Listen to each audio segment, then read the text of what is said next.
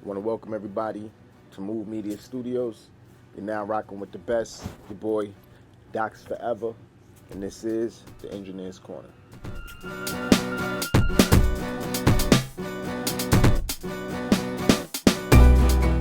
What's good, everybody? Like I was saying, we're going to talk about some of the things that I've did over the years that helped me in the long run with my overall mixes today. One of the major changes I've made, a tip that you might be able to use to make your mixes sound better as well, and that is the mixing level. The mixing level. Very, very, very simple. At what level is your music while you're mixing? Is it very high? Is it very low?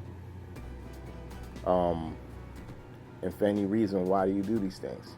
I'm asking myself that question so I can answer it for you guys, right?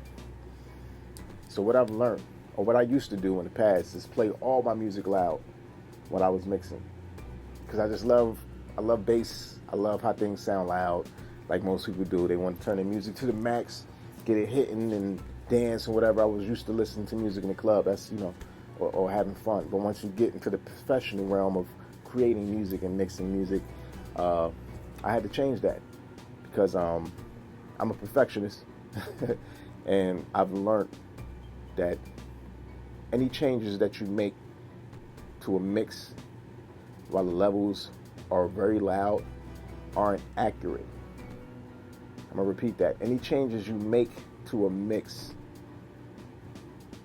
while the music is very loud is not accurate. So that's something I had to learn. It's different stages that I go through of listening to my music at certain levels to clarify certain things. And while I'm recording an artist, they have a control option on my monitor station called dim. So when I'm playing back to the artist and he steps out the booth, take it off dim so they can hear the maximum level of the music. They go back in the booth, I put it on dim. And this is another tip. So when I dim it, right, the volume comes down. And for me to have fast-paced mixing ability for each client, I'm mixing during their recording.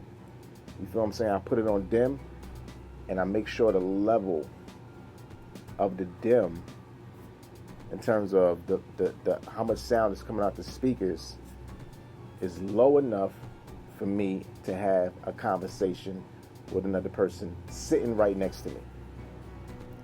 So I want to clarify that for you guys. For me to make accurate moves and changes in my mix, the level of the music has to be low enough for me to have a conversation with somebody sitting right next to me. If somebody is sitting right next to me and I can't hear what they're saying because of the music, that means that the levels of the music are too high for me to make accurate changes to the mix, bottom line. So that's what I've learned, right? Keep your levels in terms of mixing, when you start mixing, at a level where you can have a conversation with somebody. Not saying have a conversation with somebody. I'm saying make sure the levels are that low that if you did have a conversation with somebody, they'd be able to hear you. But you're not having a conversation because you're mixing.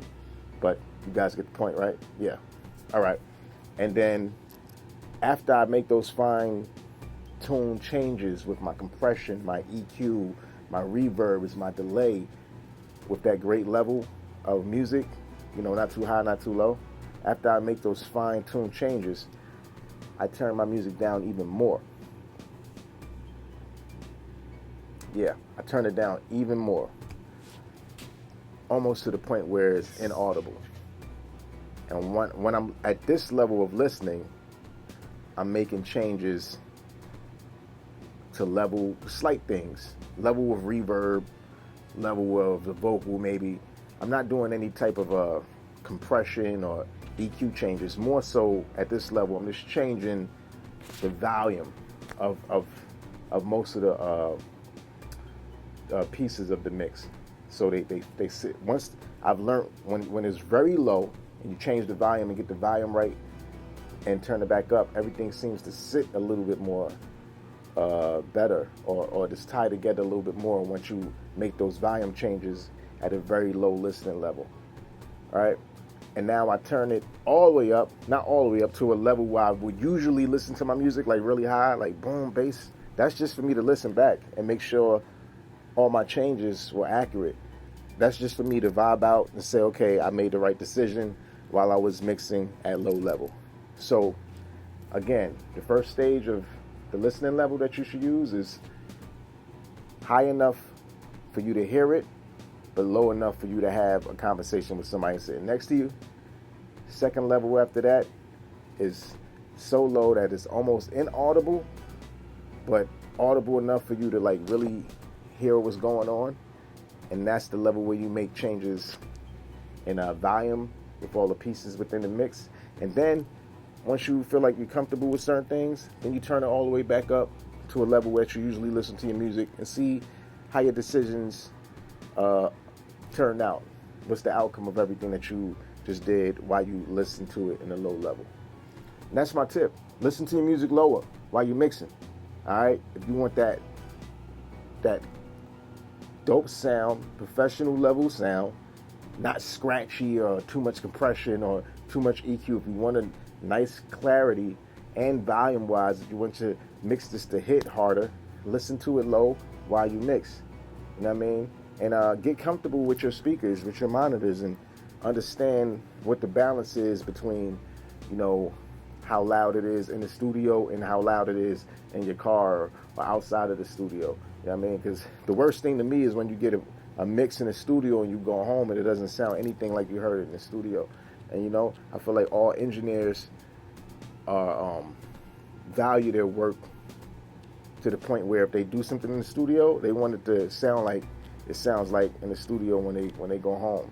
So I have gotten to the place comfortably and honestly that I feel like whatever I do in here in this room, from learning everything, basically learning how the room sounds and everything, is going to be extremely accurate when you take it out of here. And that's due to listening to music low, not high. And that's what it is today, man. So listen to your mixes a little lower, make those changes, make it accurate, make sure, you know, every change that you're doing with your compression and EQ is for a reason. You know, don't just change elements of your mix just because you can. You know, sometimes people do too much. The mix already sounds good. Do things to make it sound better. And the only time you're going to do things to make it sound better, in my opinion, based off my experience, is listening to things a little lower. That's what it is. I want to thank y'all again for watching the Engineer's Corner. It's one of the best. I don't even say one of the best. The best to do it. Your boy DOXForevers, raining out of Brooklyn, New York. Holla at me. We at Move Media Studios. Follow us on the gram. Press that like button. Hit that heart. You already know. Thanks for watching. Deuces.